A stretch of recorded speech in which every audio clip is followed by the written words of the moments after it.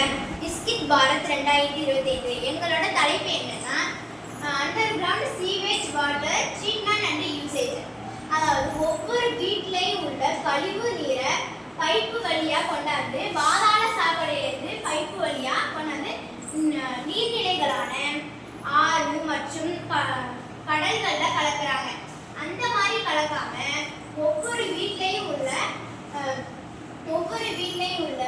கழிவு நீரை பைப்பு வழியாக கொண்டாந்து பாதாள சாக்கடையிலிருந்து ஆறு கடல் இதெல்லாம் சேர்க்காம ஊருக்கு வெளில உள்ள கவர்மெண்ட் நிலத்துல பெரிய நிலமா எடுத்து ஆழமான 4 குழியை நோண்டி அதில் நம்ம எடுத்துட்டு வந்த அந்த கழிவு நீரை கொண்டாந்து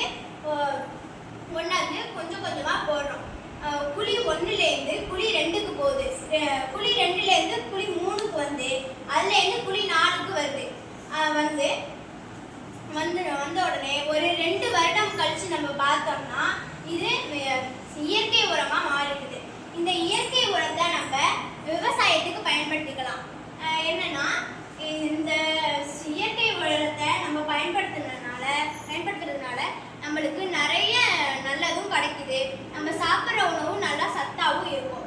இதே நம்ம செயற்கை உரத்தை பயன்படுத்தினோம்னா இப்போ நடவு நடுறதுலேருந்து அறுவடை வரையும் நம்ம செயற்கை உரம், அதாவது பூச்சிக்கொல்லி மருந்துகளை பயன்படுத்துறதுனால நம்ம சாப்பிட்ற உணவு எல்லாமே விஷமாக மாறி நம்மளுக்கு ஒரு தீமையை உண்டாக்குது. அந்த மாதிரி இல்லாமல் நம்ம இந்த கழிவுகளை சேமித்து இந்த மாதிரி குழிகளில் நம்ம இது பண்ணோம்னா அது மக்கி 2 வருடம் கழிச்சு மக்கி அது இயற்கை உரமாக மாறிடும். இந்த இயற்கை உரத்தை நம்ம பயன்படுத்துறதுனால நம்ம சாப்பிட்ற உணவுகள் எல்லாமே விஷமாகவே இருக்காது. நன்றி. இதை நான்